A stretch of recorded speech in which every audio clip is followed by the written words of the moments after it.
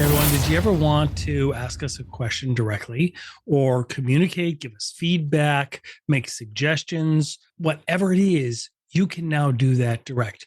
There's a link in the show notes right at the top where you can text us directly, come communicate with us right here in the podcast studio, or you can text the number 904-867-4466 and text the number 201-4652 and leave your message.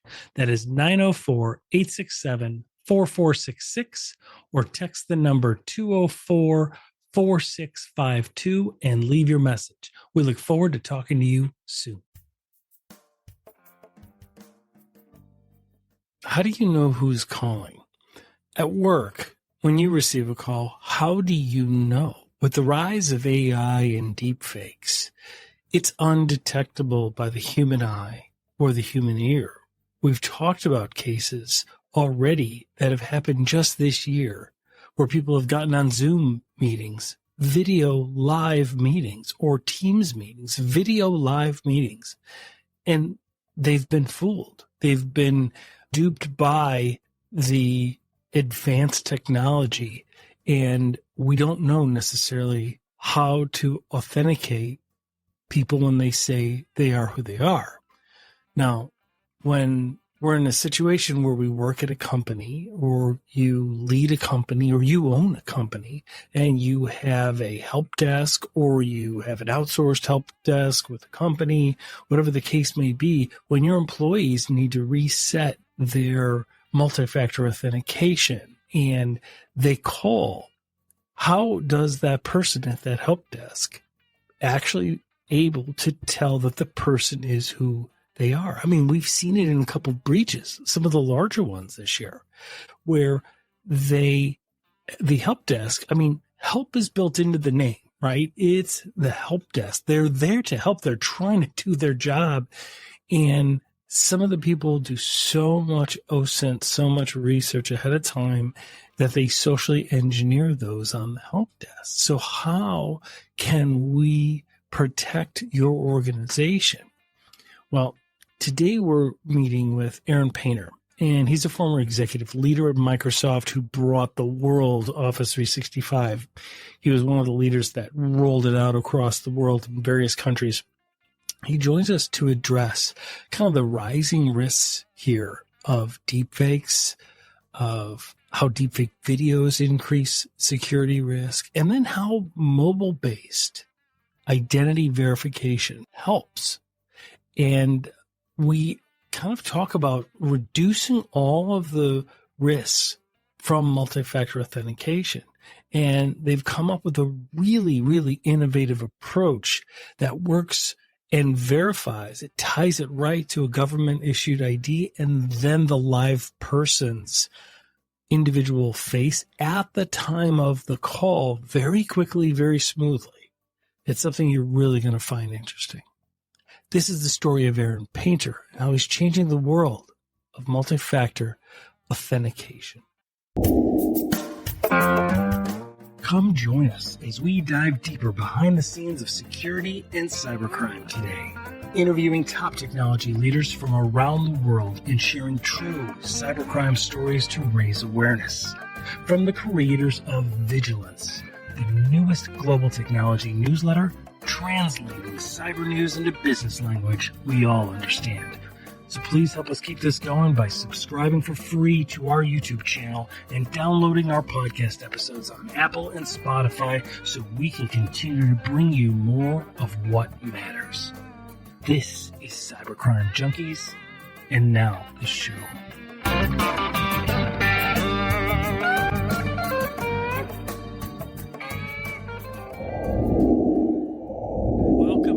To Cybercrime Junkies. I'm your host, David Morrow, and in the studio today, I'm very honored to have a friend, Aaron Painter.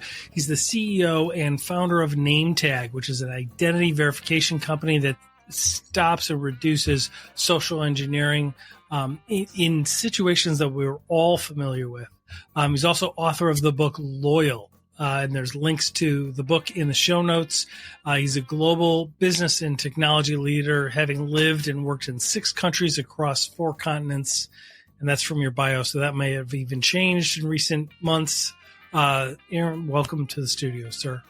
It's a great honor to be here, David. I'm a big fan of the podcast, and catching up on some of the most recent episodes, even I just got more and more enthused on the theme you're starting to lay out around some of the risks that we're seeing, particularly as they go from call center to the way people log in to just general account protection. So I am so psyched for our conversation today.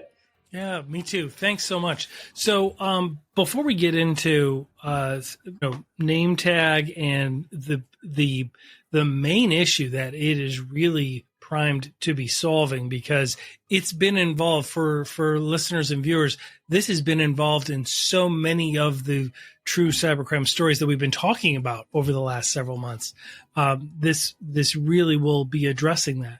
But before we get into that, tell us kind of a little bit, just briefly, kind of what inspired you to get into technology in the first place? Did you grow up passionate about it?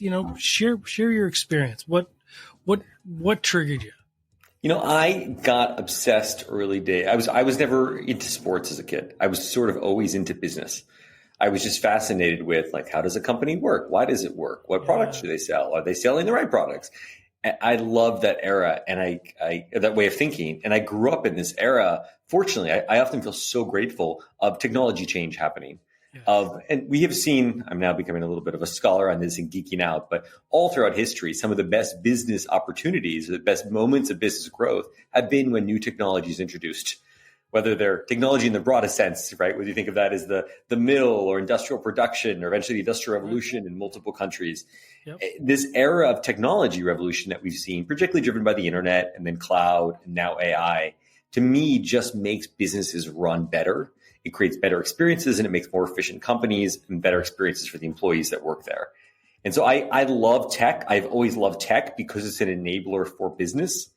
And that's kind of deeply what got me into tech in the first place and led me to Microsoft and then sort of a whole career from there. Yeah. Share with us briefly we'll have your bio in the show notes, but share with us briefly about your run at Microsoft. You really headed up some major initiatives. I love Microsoft, and the company seems to have only gotten better since I've left. And part of that is just some of the amazing people that are there. I started Microsoft in product, and I worked early on in the days of Office. This concept, and everyone talked about Word, PowerPoint, and Excel, and we were trying to bring value to the concept of it being bundled, with back-end services. It used to be separate, right? Like it used to be separate little apps, essentially, or programs. And then it became a desktop bundle, but then you start talking about the back-end bundle, which was SharePoint and basically how do you host it, Exchanges, makes Outlook better, et cetera. It was all sort of the predecessor to what we now think of as Office 365 or even Microsoft 365 of integrated sort of cloud services. But at the time, what was so neat is I had this opportunity it was small. The org was small. There were so few people around, and so you got to have this enormous kind of, frankly, outsized impact in a company. So it was actually very entrepreneurial, in my opinion, despite being a large company with, share in a lot of different business lines in parts of the world. Although I then found the most extreme way to be even more entrepreneurial. And I got very, very involved in Microsoft's presence outside the US. That meant serving as chief of staff first for Microsoft's head of international. It was about 60% of our revenue, about half the employee base. And then from there, I got much deeper into thinking, when should Microsoft open up in new countries? When do we go into Sri Lanka or Bangladesh or Brunei? So that was like starting a new business each time, right? Exactly. Yeah. It was so fun and entrepreneurial, again, inside a big established company. Mm-hmm. And with such an opportunity really for outsized impact. I love the adventure of it. I love that concept back to business. Like, how do you be successful in a new market? What can you learn from that market that you can then take to other markets in the world to help them grow faster? And so this became really the theme of my career at Microsoft. And I did that all around the world and then very deep in Brazil for a couple of years and ran the Windows franchise there. And then ultimately in China. And I spent 5.5 years in China, 2 in Hong Kong, 3.5 in Beijing. And ultimately building out kind of from scratch what it meant to have an enterprise or modern cloud enterprise business in mainland China, which was super interesting and complicated and yet fun and fast growth and entrepreneurial.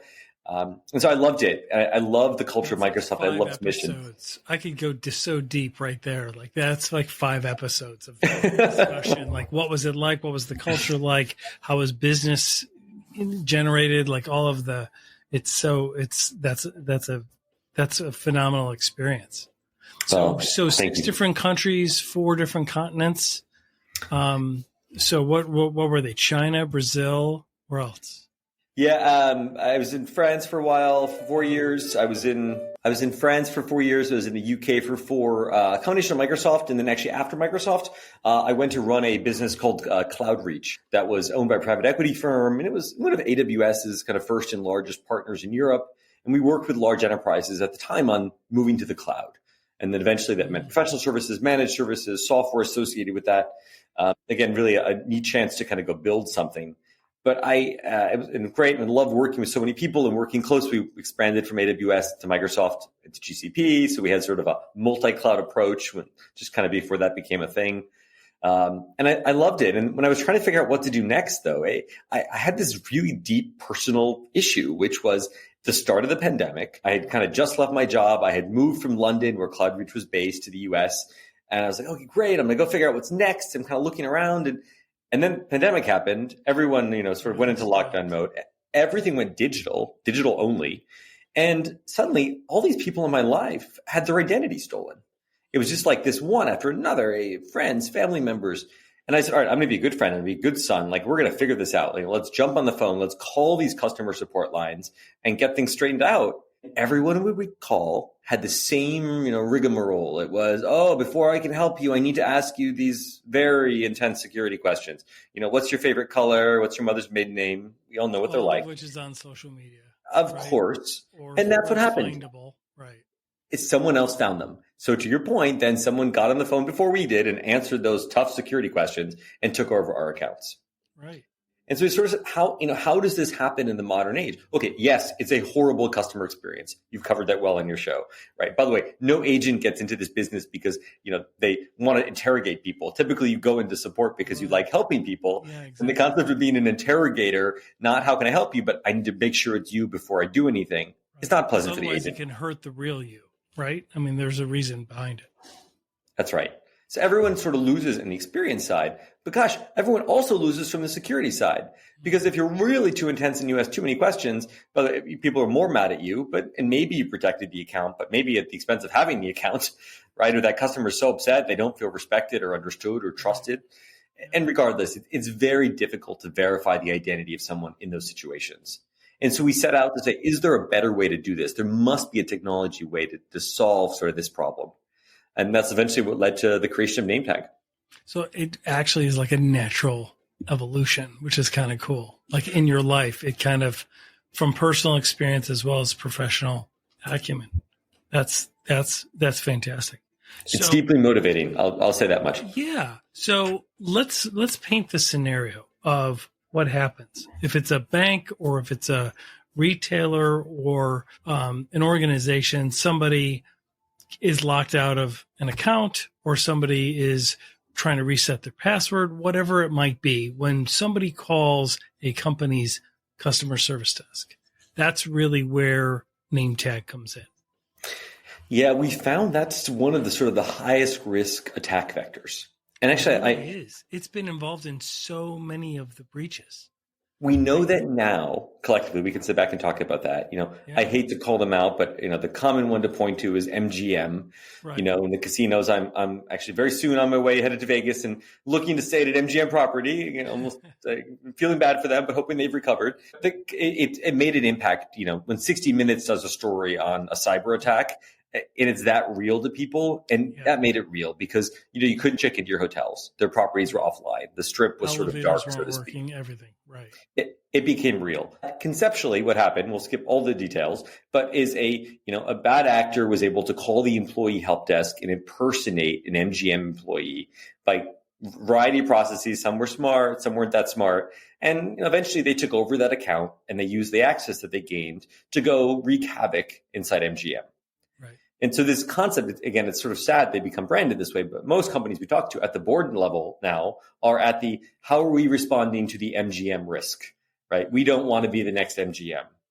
And unfortunately, by the way, we're losing that battle as an industry. I mean, it's, in the months since, I think that happened in late August, in Q4 alone of last year, another 230 high profile companies were attacked by the exact same attack vector. And oh my gosh, this year has been even worse. And because it's been you have these groups that are so good. They're native English, assuming it's an English speaking target, but they're native English speaking. They're very familiar. They do a lot of OSINT, a lot of research ahead of time, and they're able to answer all of the questions and speak just like they are the person. Stay with us. We'll be right back. Hey everyone, we are thrilled to introduce you to a place very close to our heart, blushingintrovert.com, an online store of women's clothing and accessories that make the perfect gift. You see, they're passionate about spreading joy and promoting mental health awareness. Blushingintrovert.com carries cozy women's sweatshirts and quality accessories, journals, handmade gifts and stickers. Everything is in stock, ready to ship directly to your door. Inspired by the calling to give back, a portion of every purchase supports vital mental health initiatives. So your shopping experience with blushingintrovert.com truly makes a difference. So come check them out on either Etsy or at their online store at blushingintrovert.com and experience the warmth of blushingintrovert.com, your happy place. Visit blushingintrovert.com today.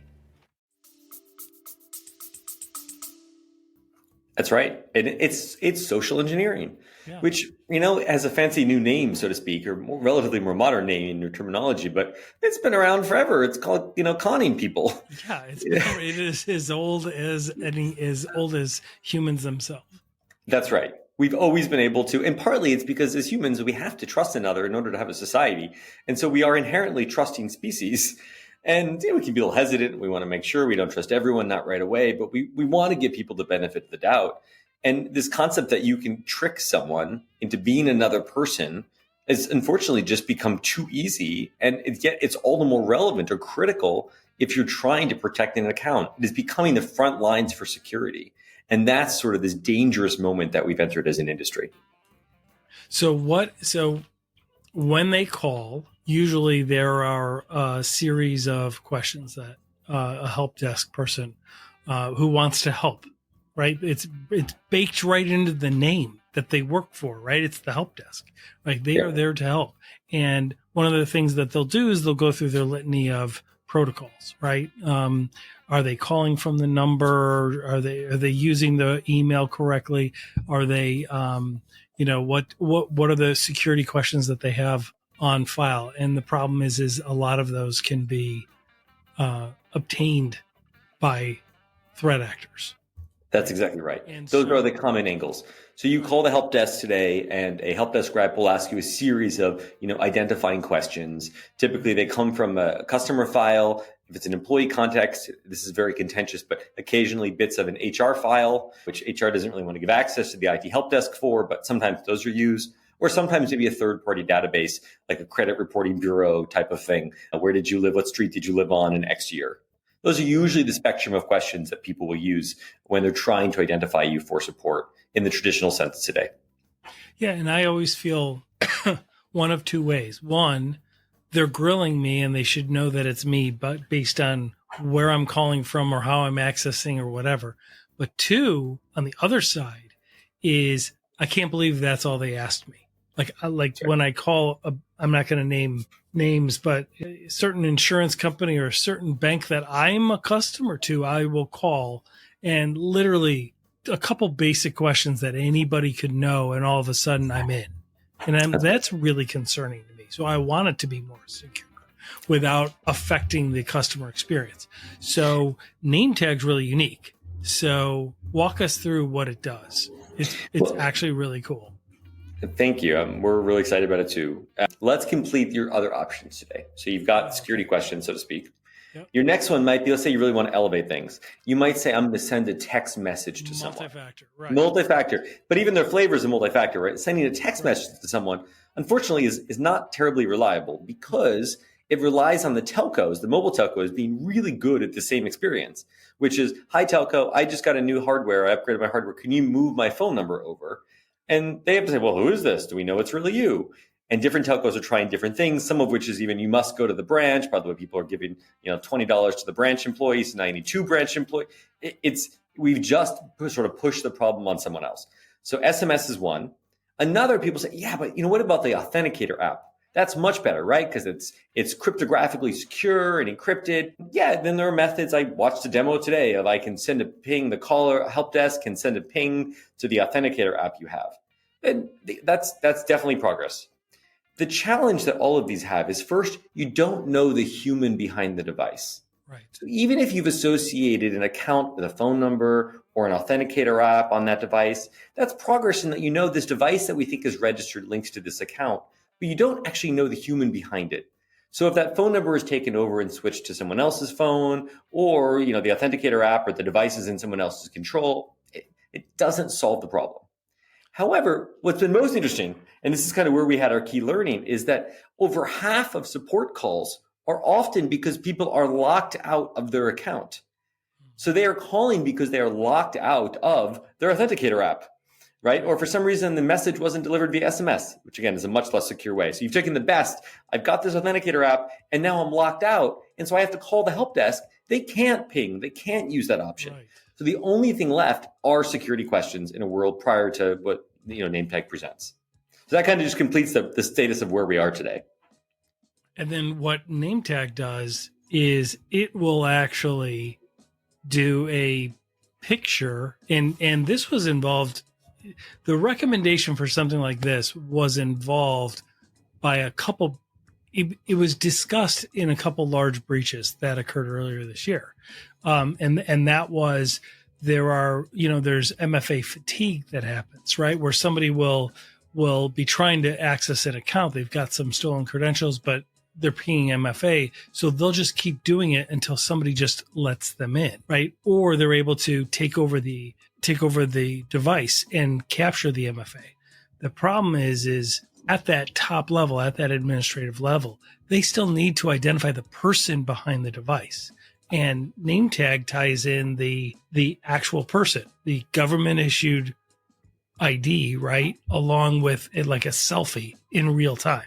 Is that how it works? That's exactly right. So we kind of invented 2 core components in this.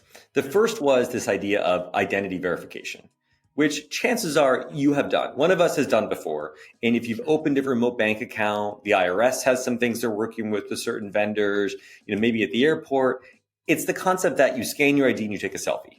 The end user like flow. ID me. I think ID me through. ID me is an example of that. With the IRS, right? Yeah, exactly right. You've used a similar flow. You've taken out your ID and you've taken a selfie. Likely it's somewhere at this point in many developed countries for many scenarios. Yep. The challenge with 100% of the technology on the market is that flow exists in a browser-based environment. Basically, it's a web browser. You can do it on mobile, you can do it on desktop, but it's still a web browser. It was created as technology for regulatory compliance reasons. Check the box. We have a plausible ID on file. That is not the same as security. Right. And so we reinvented that ID flow. The same concept, scan your ID and take a selfie, same end user experience, but instead of being a browser-based environment, we do it 100% exclusively on mobile phones. You can be on desktop and we pivot you to mobile. You can be on mobile and you're already on mobile. But we use mobile phones because within that massive mobile computer in your little pocket, there are incredible bits of functionality that we can tap into to take the same end user flow and make it significantly more secure as a process. It turns out so secure, and we can talk more about this, but that it is able to prevent against deepfakes being used in the verification flow. Well, so let's talk about that. Because just to complete your picture, because you asked kind of how it works, if you don't mind. Walk us through how it is, okay. and then let's just assume, okay, I'm going through this, but I'm deep faking my person. Yeah. So let's dive into deepfakes. So just to complete, so we invented a new way to do core identity verification for security, which itself was awesome. We're like, all right, where do you apply this? And that's where we got pulled into this use case of, a lot of these tickets, like over half of them, are people at the support desk who are locked out, calling the support desk because they're locked out. So we created a solution that could reach into Okta, Duo, Microsoft Entra, Active Directory, OneLogin, others, and do the reset. So in a world where you might go to a login page previously and there was a forgot my password button, which is useless if you've added MFA because you've locked out of MFA. And the only option when you were locked out of MFA was to call the help desk. There is now a world where you can say, I can't access my account. You click that button and it presents you with the option to use Nametag. We verify your ID. It takes an average of 23 seconds. And then the first time, and then from there, we reach into the ID verification provider, the identity provider, like an Okta, let's say, or a Duo, and we can press the reset button for the user. So it is a full self-service MFA reset functionality that is secure. So it changes the dynamic in the sense that, one, it's definitely a better experience because you don't have to call the help desk. It's super more secure from what was happening before. And also, it's a huge cost savings opportunity because if half of your support tickets were dealing with, these locked out users, if the user can reset themselves, it's just an automation and efficiency strategy. Sure. And so that's what we're seeing companies roll out kind of at a incredible pace at the moment, but both for their employees and then increasingly for customer accounts. If it's a customer account that is worth protecting, meaning they've added MFA to it, chances are you have a surge in MFA lockouts and support tickets. And so we're able to come in and surround your existing MFA solution and close this key loophole. That's fantastic. So the process when I'm an employee and I'm calling the help desk because I'm locked out is the help desk will send a message to my phone, right? Not an SMS message. They will send a ping to my phone. It'll populate the Nametag app, even if I don't have the app installed, right? And something comes across, I click on it, then it asks me to put in my government issued ID and then take a selfie, and it compares the two. That's generally exactly right. The neat things, you don't have to have pre-enrolled. You don't actually have to have the same phone. So IT isn't doing any reliance on, are you accessible at this phone number? It's just we're delivering a link. They can scan on the website. They can get it delivered to them a variety of ways. That's in this customer support, the agent-assisted flow. In the self-service flow as an employee today, and many cool companies, you go to a microsite. So you might go to nametag.mycompany.com, right. And they say, hey, are you locked out? Great. Type in your email address. And it says, great, email address. And they've asked you to verify with Nametag. You scan a QR code. You go through the verification flow on your mobile. And then when you're done, it says, great, you've been verified. Now let's go reset whatever it might be, your Okta, your Duo, your Entra. And so the user doesn't even have to contact the help desk to do it. So it completely goes around it. That's fantastic. It's a big kind of overdue innovation. And there's so many cool pieces in it. I mean, it feels slick. It feels mobile. It feels native in a mobile environment. We're using some really cool technology from Apple and Android such that it is a mobile app registered with Apple and Android, but doesn't require the end user to go to the app store to get it. It's sort of delivered over the air as an experience. So it feels like it just pops up when you need it, goes away when you don't. It's super slick. Yeah. So what are some of the, let's play devil's advocate. The objections or challenges or concerns, what would the skeptics say? Injection attacks. What about injection attacks? Attestation. How do we address those? Great question. And I think you're starting to go into this topic very nicely around deepfakes. So it's important for people to understand that we hear a lot about deepfakes and you hear a lot about deepfake, detectors, which is typically AI technology trying to detect this AI that I'm speaking with, engaging with, is someone holding up a photo of someone that was artificially generated. Right. It's sort of deepfake detectors are typically AI versus AI. I think of that as an arms race, meaning someone's always going to be slightly ahead, someone's going to be slightly behind, and it's going to be that way for a long time. Yep. Increasingly, the bad actors are slightly ahead of the good actors. Yeah, they always are. They always are. When you move from deepfake detection to deepfake prevention, it's important to think about how deepfakes are often used. And there are two key ways they're typically deployed. One is around, exactly as you said, an injection attack. Now, an injection attack is the best analogy I can give is if you think about conceptually, the attacker in Hong Kong recently. And if you saw this, it's made a lot of noise where we thought it was a financial services firm. It's kind of gone public. It was in a different industry, but we'll hold that aside. It was an email that was sent, almost a business email compromise to do certain secret transactions. We've talked about it on our show. And then they said no. And then they said, well, jump on either a Teams meeting or a Zoom meeting. And there was about 7 other people there, but they were all deepfaked. You got it. And then they went and did a series of transactions, 7 or 8 of them, totaling the equivalent of $25 million US. You're spot on. Pretty impressive. So Incredibly so. And it scared a lot of people because, by the way, the advice from most of the technology companies, the leading ones in particular at the moment, around what should you do if your user is locked out of MFA is what they call visual verification, which means hop on a video call with that user. Right. And now here's an example of someone hopping on a video call and the people on the call weren't the real people. Right. So it caused doubt into the whole system. And that is, frankly, the infrastructure of how we protect accounts today. Right. So what's important? What's important to extract when you're asking you, which is why, like, how do we protect against that? But this does, which is why I'm fascinated by this. I love your energy on it. It's awesome. It's very energizing to me. Thank you. The thing to extract from the anecdote you shared is if you think about someone jumping on a video call and how easy it is to select a different camera or microphone. Those platforms were designed to make that easy. You might want a different camera or microphone to make it a better call. Awesome. Mm-hmm. But that also means you could select what is considered to be a deepfake emulator, basically a piece of software that is projecting the deepfake. And so in that context, it was probably super easy. I mean, a little trickery involved, obviously, but technically very easy to put that deepfake emulator into the call.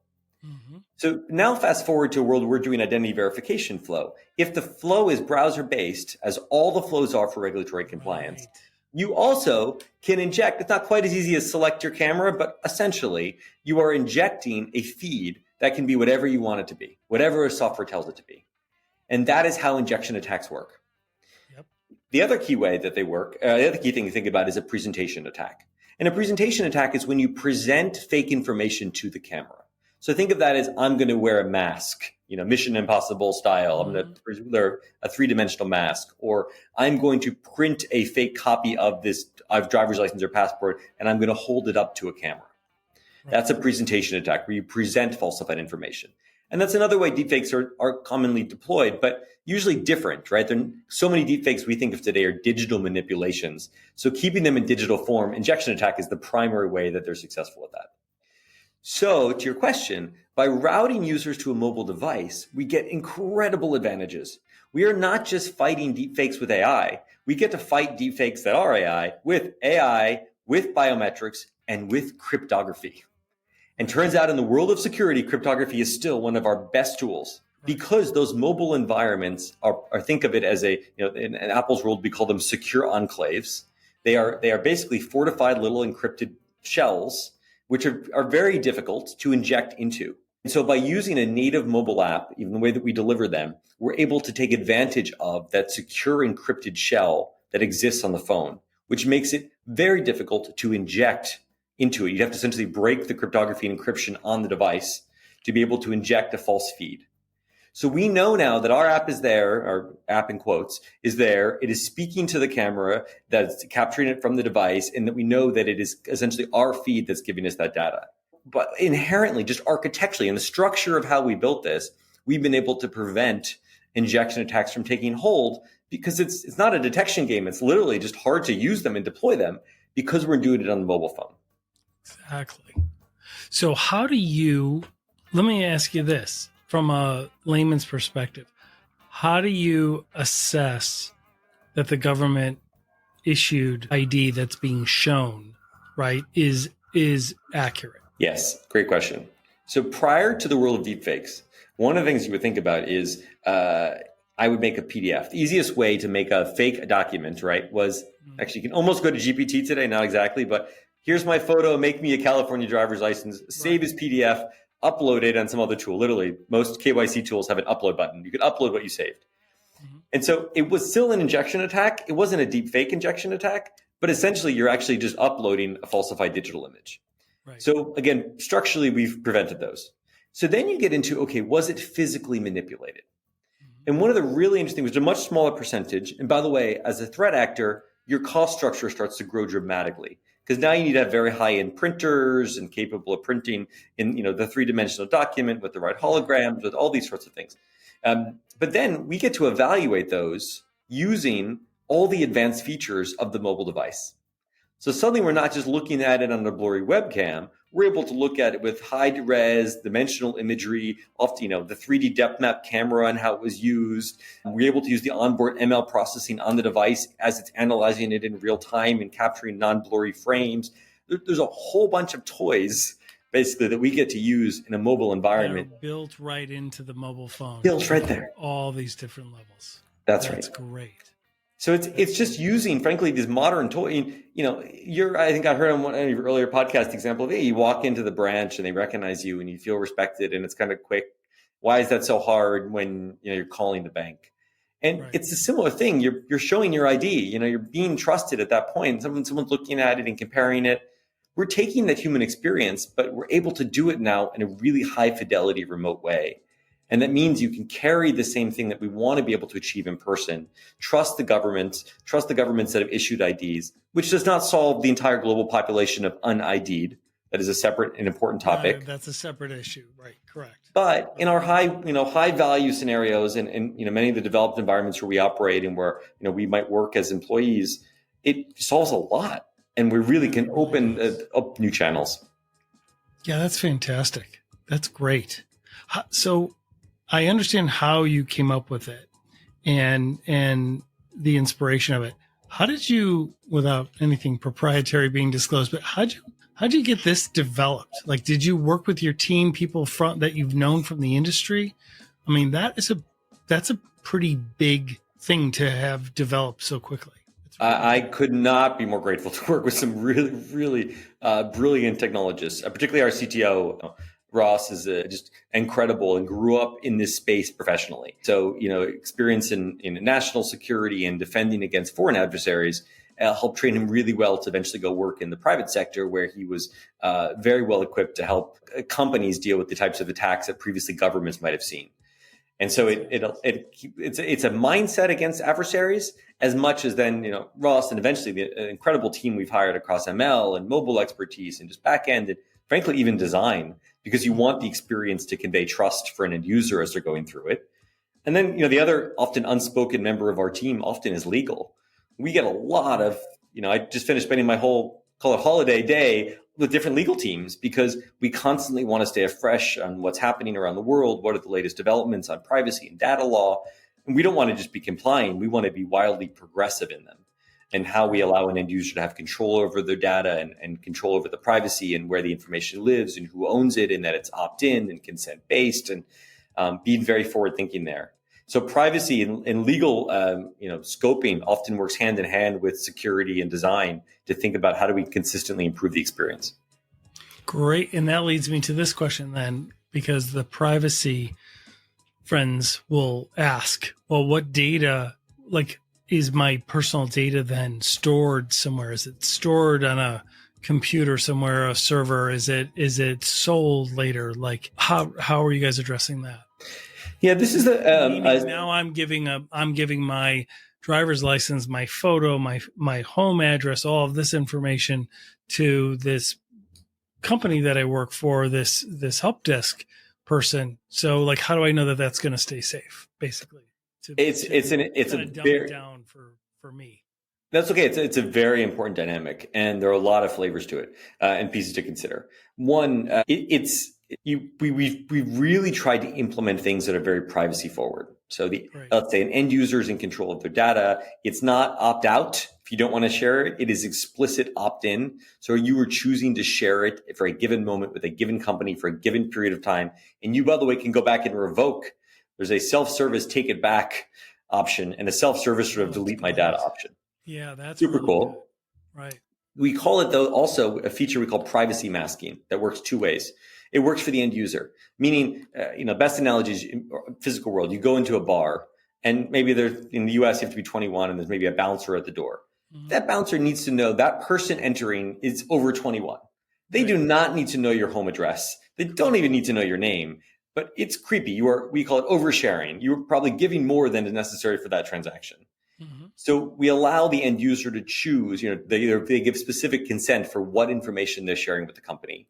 And then we give the company the ability to limit what information they collect and what information they themselves see. So in some cases, they might only need to know. Don't want to hold on to that information, right? Because that's exactly right. Yeah, or they don't want to give it to a help desk rep if they do even. Right. Exactly. So those have been really core tenets in our design philosophy around this. But another one that's been sort of nuanced is I tend to believe identity is a real-time question. It's a lot like credit cards. Like you're given a credit card from a bank.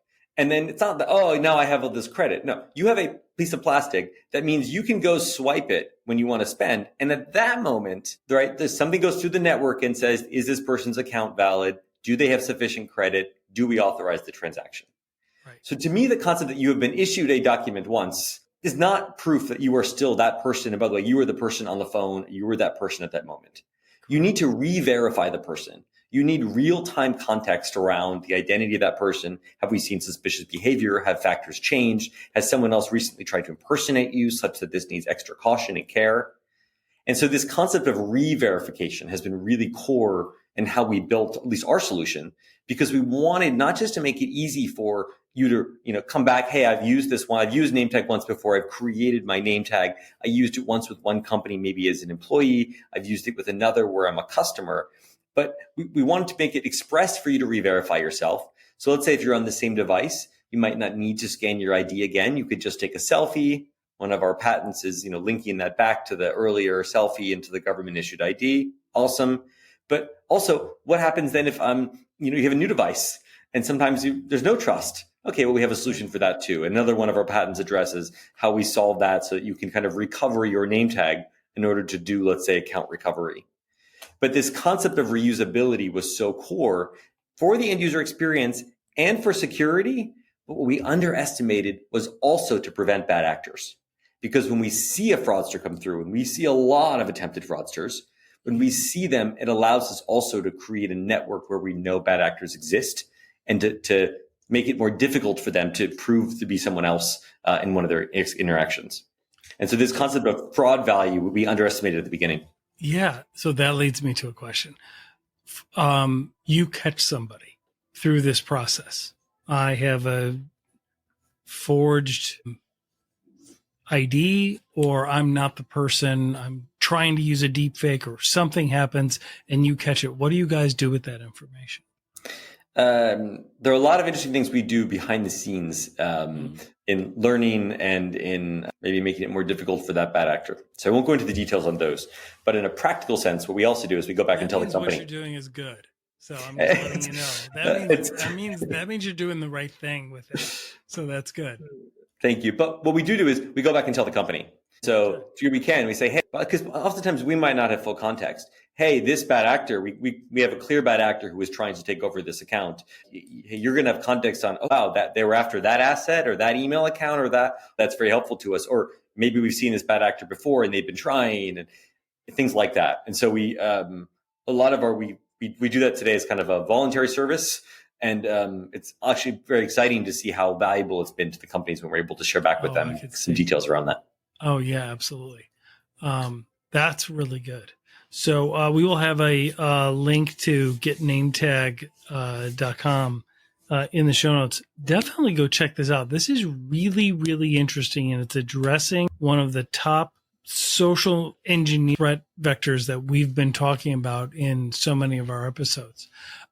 Question, how did you guys create it so that they don't even have to download the app? Like I know that there's a lot of security features and offerings out there. Clearly, a lot of them have to do with apps, but you have to download the app, create an account. Some people don't even want to do that. So how did you guys do that so that it just comes through? Because I saw that in a demo and it was really exciting to see. Thanks. It's actually not a special sauce in a way. We've surrounded that with a bunch of special sauce, but that's actually this really neat function. In Apple, it's called an app clip, and on Android, it's called an instant app. And they are apps that are delivered basically wireless over the air. When they started, they had very small size requirements. And so they had to be very tiny apps. The platforms have expanded those in recent months to make some of them a little bit bigger. But what's particularly neat about it is so most of the times you see one of these is, Toast. If you've ever used the payment restaurant, checkout, pay your bill, see the menu platform. Toast uses an app clip. It's a great example. You scan it, this thing pops up, you get an app functionality, it goes away. Right, it does. Yeah. I've used it pay the parking meters. I've seen a bunch of parking lots do them for parking meter. Yeah. Great.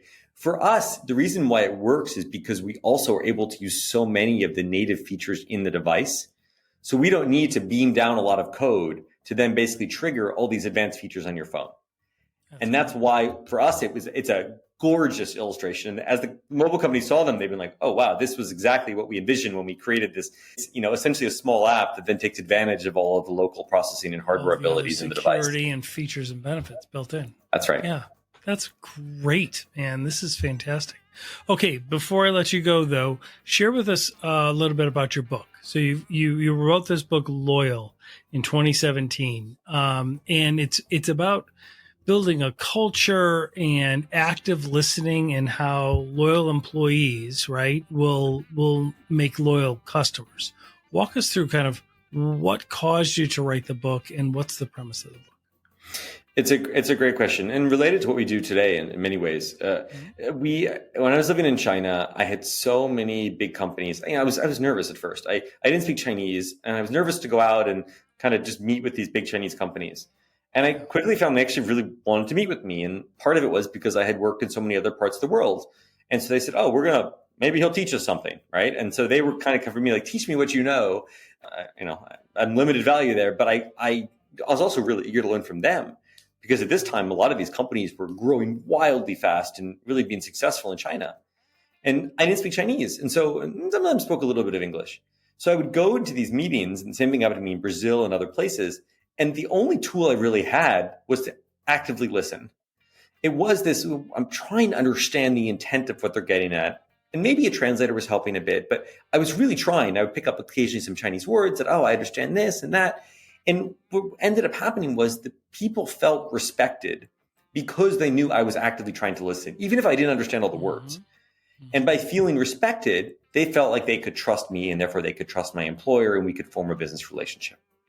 And so that actively listening really helped create those needs. Then separately, by the way, some of the time I was being asked, the market's so competitive, my employees are all leaving, I hire them and they train them and they go away, what should I do? And it was actually looking at successful examples of companies. And for me, one of the most formative was Warby Parker in the US. Mm-hmm. The eyeglass company, has retail and online. Yep. And, Warby, their internal culture is so orchestrated around listening. In your first week on the job, you go to your team meeting and you express vulnerability and share with the broader group. And then people begin to trust you. And the managers are so eager to listen to the employees and listen to the feedback that when the employees then get on the phone and they're talking to customers, they are hunting for feedback. They are really good listeners because they know the customer will feel better, but they know that if they pick up something, their management's going to care. And they're going to run back and be like, look, listen to what I heard from a customer. And that's when it came to me that there's this virtuous cycle of creating a culture where employees feel heard and how they carry that to customers. Well, in our business. That's along the lines of what Chris Voss talks about in Never Split the Difference. Even in hostage negotiations, when you're in intense situations and you're talking to people that clearly are doing bad deeds, right, and about to harm someone, when you're able, like what Chris Voss mentioned was even psychopaths want to be heard. And oftentimes what he found was being able to let them be heard without agreeing. You're not necessarily agreeing with them, but it's what he calls tactical empathy, right? You're able to listen to them, let them be heard. The trust builds, the rapport builds. You provide a safe exit for them to be apprehended by law enforcement. So it was really interesting. It's so important for culture, right? Because people don't function and respond well to dictatorial mandates from top down, right? If they're heard and then leaders above them, respond, even if the answer is no, but the fact that they were heard makes everybody feel good. Like, at least I understand why they said no. They heard me out. Everything was better. It's a really interesting concept.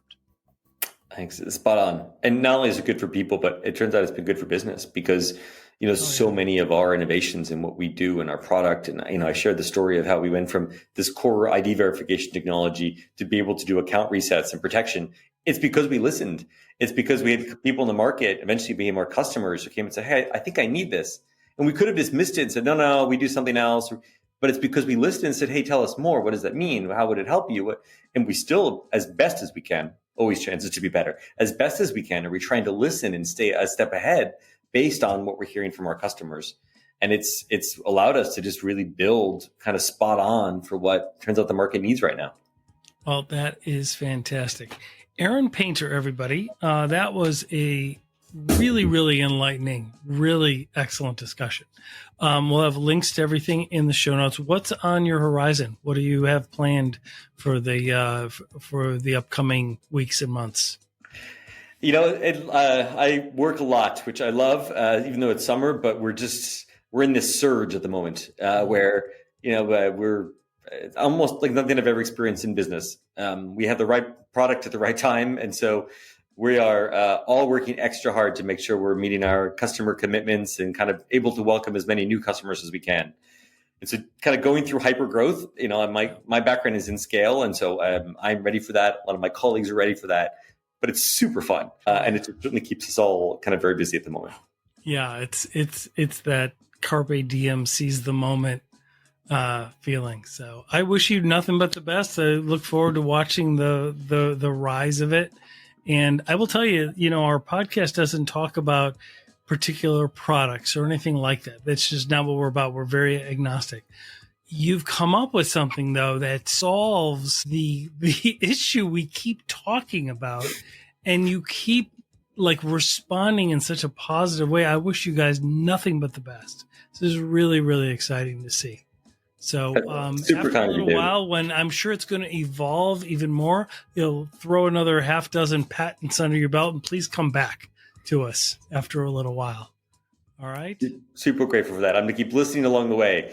I know many of the listeners are enjoying these shows. I certainly am. So thank you again for having me. Thank you so much. That's so kind. Awesome. Thank you, everybody. Download and enjoy all of our past episodes on Apple and Spotify podcasts so we can continue to bring you more of what matters. This is Cybercrime Junkies, and we thank you for joining us.